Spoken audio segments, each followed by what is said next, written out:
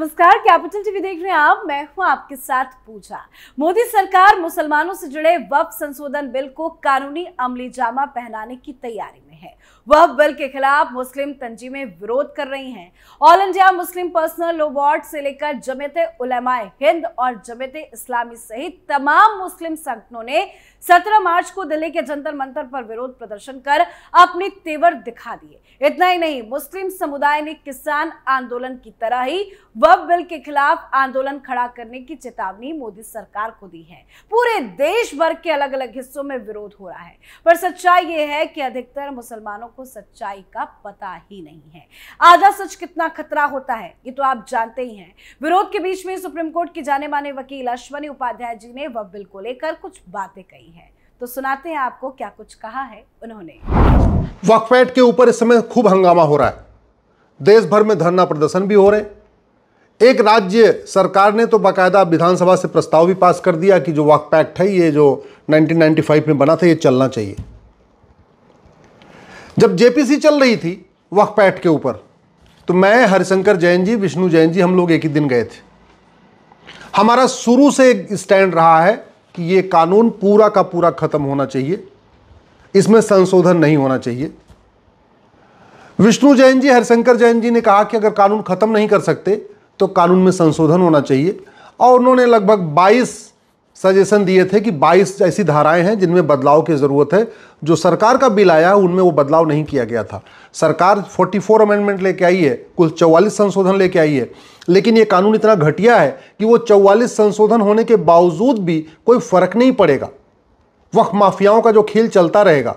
तो उसके लिए हरिशंकर जैन जी, विष्णु जैन जी ने 22 और सजेशन दिए थे ये होना चाहिए। जबकि मेरा शुरू से कहना था कि मजहब के आधार पे वक्फ बोर्ड नहीं होना चाहिए, मजहब के आधार पे वक्फ ट्रिब्यूनल नहीं होना चाहिए, मजहब के आधार पे कोई नियम कानून होना नहीं चाहिए। मजहब के आधार पे अगर कुछ भी चलेगा तो वो भारत के संविधान का वायलेशन होगा, ये मैंने शुरू से ही कहा था। अब सवाल ये है कि जो जेपीसी ने रिपोर्ट दिया, उस रिपोर्ट में जो हमारी मांग थी कि वक्फ एक्ट खत्म होना चाहिए और उसके बदले एक यूनिफॉर्म चैरिटी कोड होना चाहिए, यानी समान दान संहिता होनी चाहिए, यूनिफॉर्म इंडाउमेंट कोड होना चाहिए यानी समान धर्मस्थ संहिता होनी चाहिए, और यूनिफॉर्म प्रॉपर्टी कोड होना चाहिए यानी समान संपत्ति संहिता होनी चाहिए, जो भारत के संविधान में लिखा हुआ है। उसकी मांग को, वो हमारी जो मांग थी उसको जेपीसी ने रिजेक्ट कर दिया। जो हरिशंकर जैन जी, विष्णु जैन जी ने कहा कि अगर आप पूरी तरीके से कानून खत्म नहीं कर रहे हैं तो ये 22 हमारे जो सुझाव हैं उनको भी इनकॉर्पोरेट नहीं किया है। सच्चाई यह है कि जो नया बिल आया है उसमें आज भी वो प्रावधान है जिससे वक्फ बोर्ड की मनमानी चलेगी और कानून वो पूरी तरीके से कठोर, मतलब वो कानून अपने आप में देश के खिलाफ काम करता रहेगा।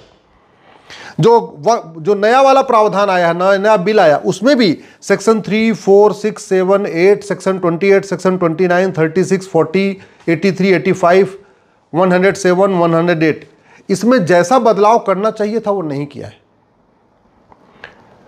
एक सवाल ये भी बनता है कि क्या नया जो बिल आया है उससे जो 10 लाख एकड़ जमीन जिस पे वक्फ बोर्ड ने दावा ठोक रखा है उसकी ऑडिट हो पाएगी क्या? मेरा उत्तर है नहीं। क्या जो नया वाला बिल आया है, सरकार जिसको पेश करने जा रही है, जिसको जेपीसी ने अप्रूव किया है, वो बिल पास होने के बाद क्या जो बाबर, हुमायूं, तुगलक, गजनी, गोरी, खिलजी और औरंगजेब ने जो हमारी जमीनों पे कब्जा करके वक्फ डिक्लेयर कर दिया था, वो जमीन सरकार वापस ले पाएगी क्या? नहीं ले पाएगी। क्या जो मुगलों के निजाम थे, जो मुगलों के जागीरदार थे, जो मुगलों के तीमारदार थे, जो मुगलों के सेनापति थे, चाहे वो गाजी हो या जितने और मीर बाकी हो, जो भी है, उनके जो मकबरे हैं, उनकी जो मज़ारे हैं, या उन्होंने जिसको वक्फ डिक्लेयर किया था, क्या उन जमीनों को सरकार वापस ले पाएगी क्या? नहीं ले सकती। क्या जो मज़ार, दरगाह और पक्का कब्रिस्तान जिसको वक्फ प्रॉपर्टी डिक्लेयर कर दिया गया है, मैं ये 3 की बात इसलिए कह रहा हूं क्योंकि मज़ार बनाना, मज़ार पे जाना, दरगाह बनाना, दरगाह पे जाना, पक्का कब्रिस्तान बनाना, पक्का कब्रिस्तान पे जाना, ये तीनों हराम है। इस्लाम में मज़ार, दरगाह, पक्का कब्रिस्तान हराम है। इसलिए पूरे के पूरे खाड़ी देशों में जहां से इस्लाम शुरू हुआ, एक भी मज़ार नहीं, एक भी दरगाह नहीं, एक भी पक्का कब्रिस्तान नहीं। तो भारत में ये जो इस्लाम विरोधी मज़ार, दरगाह और पक्का कब्रिस्तान है जिसको वक्फ प्रॉपर्टी डिक्लेयर किया गया है, क्या वो वक्फ के दायरे से बाहर हो जाएंगे? नहीं, वो आज भी वक्फ प्रॉपर्टी बने रहेंगे। क्या वक्फ माफियाओं ने जिन जमीनों पे कब्जा किया हुआ है, सरकार नए वाले कानून से उनको वापस ले पाएगी? नहीं, क्या इस नए कानून के बाद वन नेशन वन कोर्ट का कॉन्सेप्ट आ जाएगा क्या? वन नेशन वन कोर्ट में क्यों कह रहा हूं? क्योंकि भारत का संविधान कहता है विवादों का समाधान सबका एक ही स्थान पे होगा, सिंगल कोर्ट से होगा। इसलिए डिस्ट्रिक्ट कोर्ट बनी, हाई कोर्ट बनी, सुप्रीम कोर्ट बनी है। तो वन नेशन वन कोर्ट का जो सिस्टम है वो लागू हो पाएगा? नहीं, क्योंकि वक्फ बोर्ड चलता रहेगा, वक्फ ट्रिब्यूनल चलता रहेगा और उसमें भी मजहब के आधार पर चलता रहेगा। क्या नया कानून आने के बाद ये जो सिविल प्रोसीजर कोड है, जब सर्वे वगैरह होगा जमीनों का, ये सिविल प्रोसीजर कोड लागू होगा क्या? नहीं। आज भी वक्फ जो ट्रिब्यूनल है उसको विशेष सुविधा दी हुई है, विशेष दर्जा दिया हुआ है, वो काम करता रहेगा। क्या हिंदू, मुस्लिम और गैर मुस्लिम के बीच में जो विवाद होगा वक्फ ट्रिब्यूनल में चलेगा या कोर्ट में चलेगा? विवाद दो तरीके के होते हैं। बहुत सारे ऐसे विवाद हैं जहां दोनों पक्ष मुस्लिम है, बहुत सारी ऐसी जमीनों का विवाद है जहां एक पक्ष मुस्लिम है, दूसरा पक्ष गैर मुस्लिम है। वो जैन है, वो बौद्ध है, वो सिख है, वो हिंदू है या ईसाई है या पारसी है या यहूदी है या भाई है। जहां एक पक्ष गैर मुस्लिम है, क्या उसका विवाद अब सीधे जो रेवेन्यू कोर्ट है या नॉर्मल कोर्ट है वहां चलेगा क्या? नहीं, आज भी उसको वक्फ ट्रिब्यूनल में ही जाना पड़ेगा। तो फिर फायदा क्या हुआ? फायदा यह हुआ कि जैसे 3 तलाक का कानून आया तो किसको फायदा हुआ? मुस्लिम्स को। हिंदुओं को फायदा हुआ क्या? नहीं, क्योंकि हिंदू में 3 तलाक होता नहीं, जैन बौद्ध सिख में 3 तलाक होता नहीं। तो 3 तलाक का फायदा किसको मिला? केवल और केवल मुस्लिम को। तो ये जो नया अमेंडेड कानून आ रहा है, इससे केवल और केवल मुस्लिम्स को फायदा होगा कि जो माफियाओं ने जमीन पे अब आगे कब्जा नहीं कर पाएंगे। जो आगे की जो जमीन होगी उस पे मुस्लिम्स को, खासतौर पे पसमंदा को, गरीबों को उस पर फायदा मिलेगा। नया कानून आने से हिंदू जैन बौद्ध सिख को कोई फायदा नहीं होगा। जैसे आर्टिकल 370 खत्म हुआ तो किसको फायदा हुआ? कश्मीरियों को। और कश्मीर में कौन है? 98% मुस्लिम है। यानी आर्टिकल 370 खत्म होने का फायदा किसको मिला?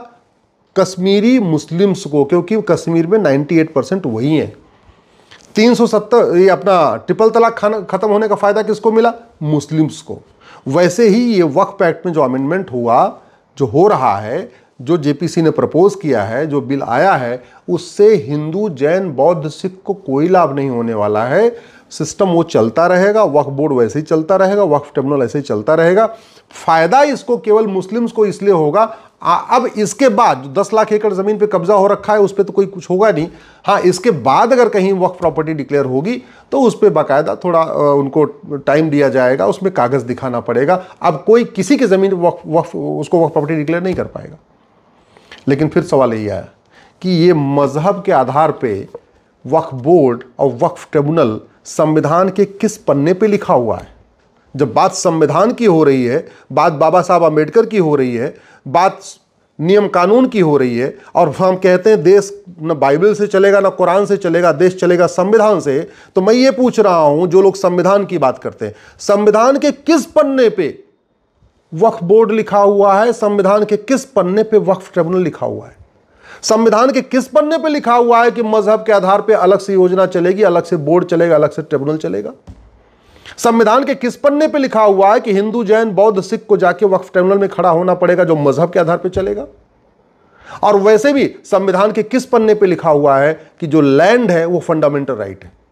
अरे लैंड तो सिविल राइट है, और सिविल जो लैंड का डिस्प्यूट होता है उसको सिविल डिस्प्यूट कहते हैं। और सिविल डिस्प्यूट के लिए क्या बनी हुई है? रेवेन्यू कोर्ट बनी है। सिविल डिस्प्यूट कहां डिसाइड होता है? तहसीलदार के यहाँ, एसडीएम के यहाँ, एडीएम के यहाँ, डिस्ट्रिक्ट कोर्ट में, सिविल जज के यहाँ डिसाइड होता है। वक्फ ट्रिब्यूनल थोड़ी। जो लोग संविधान की बात करते हैं उनसे मैं पूछता हूं, भारत में कोई एक और ट्रिब्यूनल बताइए जो मजहब के आधार पर बना हो। है और ट्रिब्यूनल, इनकम टैक्स ट्रिब्यूनल है, जीएसटी ट्रिब्यूनल है, और भी ट्रिब्यूनल है। कोई सारे के सारे ट्रिब्यूनल रिलीजन न्यूट्रल हैं, वो सबके लिए होते हैं। लेकिन ये जो ट्रिब्यूनल है, ये तो स्पेशली, इसमें तो बाकायदा मेजॉरिटी मुस्लिम्स है। मेरा मानना है अगर देश की एकता अखंडता मजबूत करनी है तो ये मजहब के आधार पर बोर्ड ट्रिब्यूनल नहीं होना चाहिए। ये जो वक्फ एक्ट है, चाहे वो पुराना वाला है चाहे नया वाला जो संशोधित होकर आ रहा है, वो आर्टिकल 13 की धज्जियां उड़ा रहा है। जो आर्टिकल 13 कहता है मजहब के आधार पर कुछ नहीं होगा। ये जो नया वाला वक्फ एक्ट आ रहा है जिसको जेपीसी ने अप्रूव किया है, आर्टिकल 14 की धज्जियां उड़ा रहा है। जो आर्टिकल 14 कहता है equality before law, equal protection of law. ये नया वाला जो कानून वक्फ एक्ट आ रहा है, अमेंडेड आ रहा है, ये भी पुराना वाला तो उड़ा ही रहा था, ये भी आर्टिकल 15 की धज्जियां उड़ा रहा है, जो कहता है किसी के साथ भेदभाव नहीं किया जाएगा। ये नया वाला कानून भी हमारी सोवरेंटी की धज्जियां उड़ा रहा है, हमारी संप्रभुता की धज्जियां उड़ा रहा है। ये नया वाला कानून जो अभी आ रहा है, जो पेश हुआ है, ये भी राइट टू जस्टिस के खिलाफ है, राइट टू इक्वलिटी के खिलाफ है, right to unity national integration के खिलाफ है, और सबसे बड़ी बात ये सेकुलरिज्म के खिलाफ है। सेकुलरिज्म का मतलब ही होता है सबको एक बराबर, एक समान मानना। क्या नया कानून आने के बाद सबके लिए एक रास्ता हो जाएगा? सब एक जैसे समान होंगे क्या? क्या जो नया वाला कानून आ रहा है वक्फ एक्ट, ऐसा कोई प्रावधान हिंदुओं के लिए है क्या? जो नया वाला वक्फ एक्ट आ रहा है, ऐसा कोई हिंदू एक्ट है क्या? ऐसा कोई जैन एक्ट है क्या? ऐसा कोई बौद्ध एक्ट है क्या? ऐसा कोई सिख एक्ट है क्या? ऐसा कोई क्रिश्चियन एक्ट है क्या? ऐसा कोई पारसी एक्ट है क्या? ऐसा कोई यहूदी एक्ट है क्या? ऐसा कोई बहाई एक्ट है क्या? नहीं है। फिर संविधान कैसे हो गया? संविधान का तो मतलब ही होता है संविधान, समान विधान, एक देश एक विधान, one nation one court, one nation one justice system, one nation one administrative charter. संविधान तो कहता है कि प्रशासनिक व्यवस्था सबके लिए एक समान होगी, न्यायिक व्यवस्था के लिए सबके लिए एक समान होगी, कोर्ट का सिस्टम सबके लिए एक होगा। फिर ये अलग से क्यों चल रहा है?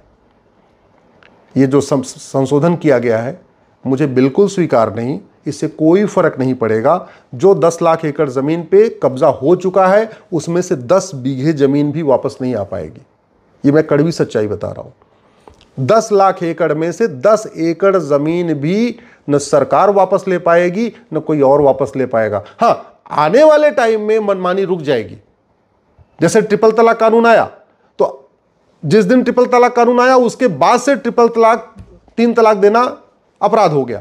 लेकिन उस दिन के पहले जिन लोगों ने तलाक दे दिया था उन पर कुछ फर्क नहीं पड़ा। वैसे ही जिस दिन ये संशोधित कानून पास हो जाएगा उसके बाद से वक्फ बोर्ड की मनमानी रुकेगी। लेकिन अब तक जो 10 लाख एकड़ जमीन पे कब्जा हो रखा है उसमें से 10 एकड़ जमीन भी न सरकार वापस ले पाएगी न कोई और वापस ले पाएगा। और एक बात मैं इंपॉर्टेंट बता दूं, 500 साल के मुगलों के शासन में और 200 साल के अंग्रेजों के शासन में, यानी कुल 700 साल में टोटल भारत में वक्फ प्रॉपर्टी थी 50,000 एकड़। जब 1950 में भारत का संविधान लागू हुआ है उस समय भारत में वक्फ प्रॉपर्टी थी 50,000 एकड़। जो जमीन बढ़ना शुरू हुई है वो बढ़ना शुरू हुई है 1954 के नेहरू जी के वक्फ एक्ट के कारण। जो जमीन बढ़ना शुरू हुई है जब वक्फ एक्ट में इंदिरा जी ने और उसको खतरनाक बनाया, राजीव गांधी ने और खतरनाक बनाया, और फाइनली जब मनमोहन सिंह ने 1995 में ये कानून बना दिया, जिनको भारत रत्न भी मिला है ये घटिया कानून बनाने के लिए, उसके बाद जमीनें बढ़ी हैं। 2013 में मनमोहन सिंह जी जो पाकिस्तान से अपना मकान दुकान खेत खलिहान छोड़ के भाग के आए थे, सत्ता में रहने के लिए उन्होंने इस कानून को और घटिया बना दिया।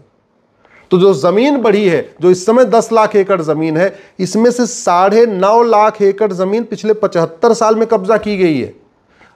पूरे के पूरे 500 साल के शासन मुगलों के और 200 साल के अंग्रेजों के शासन में कुल जो वक्फ प्रॉपर्टी थी 50,000 एकड़, आज की डेट में है 10 लाख एकड़, यानी 100 और 9.5 लाख एकड़ जमीन जो कब्जा की गई है वो आज़ादी में हुई है, संविधान लागू होने के बाद हुई है।